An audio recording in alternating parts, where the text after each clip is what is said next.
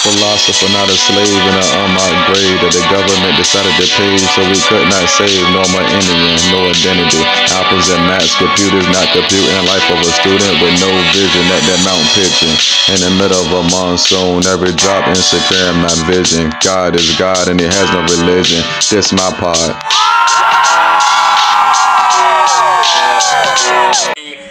The flood, the Anunnaki, who are also the Atlanteans, that's the same people. The Atlantean is a civilization. Anunnaki means those who came from heaven to earth. So it's like if we travel to Mars, I wouldn't say I'm Billy Carson from Boca Raton, Florida. I would say I'm an Earthling, right? So Anunnaki is that generalized term. Atlantean is the type of civilization they created.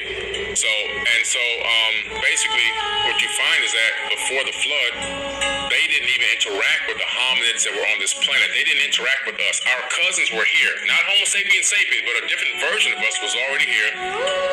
Then they started tinkering because they wanted to create a slave race of people. And then after the flood, they decided to utilize this new tinker genetically modified version of a Homo sapiens sapien. Good morning, good afternoon. If you're going to sleep, good night. This one of them conversations that everybody talk about, but the details always get thrown off a little bit. If you know something about it, leave a comment in the bottom. Tell me what you know. If you hear something different, leave a comment in the bottom. Tell me what you heard. I think there's no better place to start in the beginning. So let's rewind back and go to the beginning. The culture and being reread, and the names being slightly changed, but it happened originally thousands of years prior with Horus. I believe that Jesus, his real name is Yeshua. First of all, he was a real person that did exist. I've been to the house where he grew up in Egypt, because if you remember in the Bible, Jesus disappears from the Bible at the age of 12. Disappears. You don't see him again until he's 32. He's gone. Where does he go? The Gospel of the Holy 12, which was left out of the Bible, has the answer. He goes to Egypt. I've been there. If you go to Coptic Cairo, you can go to the house where Jesus and his mother lived in there in that area.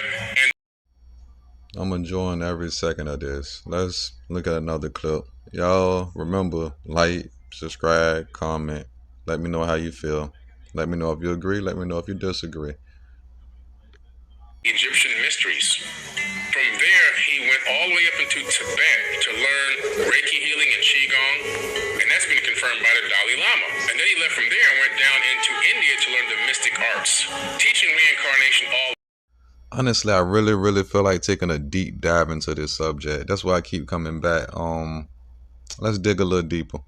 At dawn of this new era, 36,000 years ago, the gentleman who started this, his name was Thoth, Thoth, and he's known as a wisdom keeper. He's known all over the entire world, and every continent I've been to, there's a depiction of him there. Even in the outback of Australia, they've got him etched into a petroglyph in the rock. He doesn't really have a bird head, but he's depicted as such because the ibis bird depicts bringing darkness to light, because the beak is so long, it goes deeper down into mud to bring sustenance up. But he ruled over the land of Kemet for 14 or 16,000 years, roughly thereabout, according to the ancient Egyptians.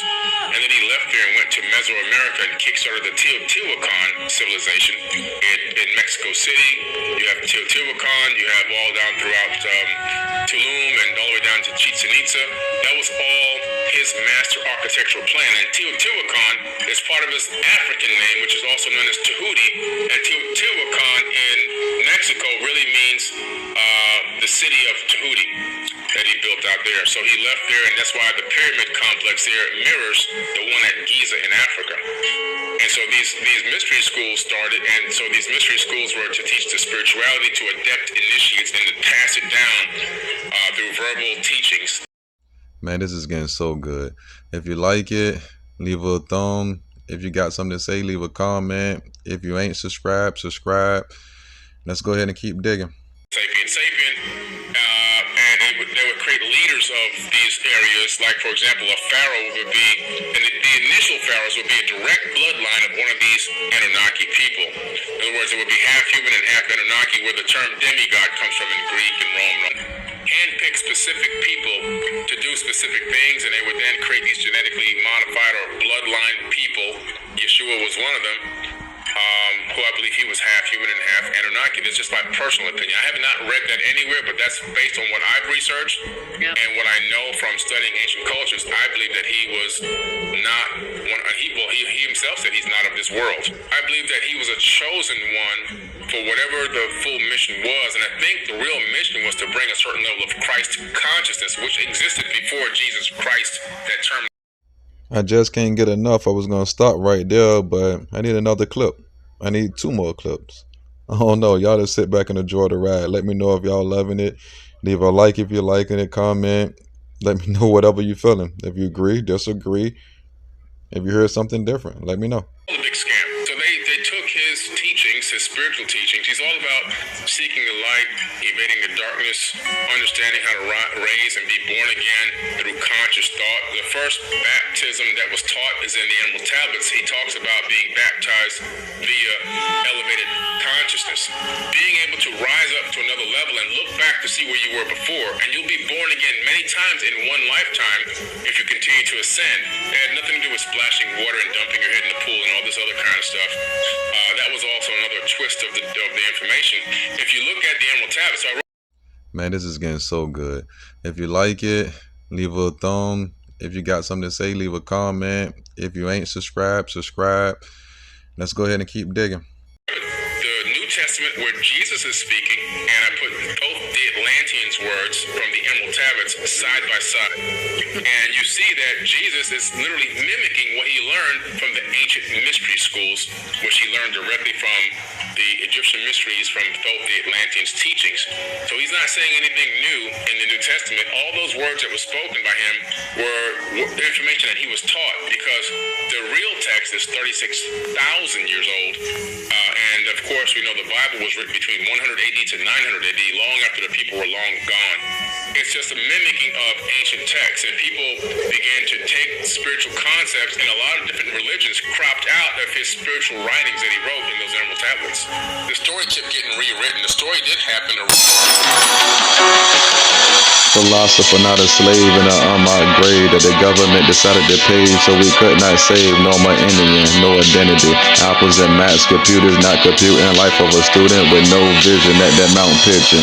In the middle of a monsoon, every drop insecure in my vision. God is God and he has no religion. This my part. The true story of Jesus has really never truthfully fully been read. The Sinai Bible is probably closest to the truth, because the Sinai Bible was written before the King James Bible and some of the other canonized books, and there's about 14,000 differences between the two, and one of the biggest discrepancies is Jesus was never crucified. Matter of fact, Harvard has a copy of the book of Jesus' wife in its seminary library. So most likely he got married, had kids, and the Merovingian bloodline most likely is still walking the planet till this very, very day.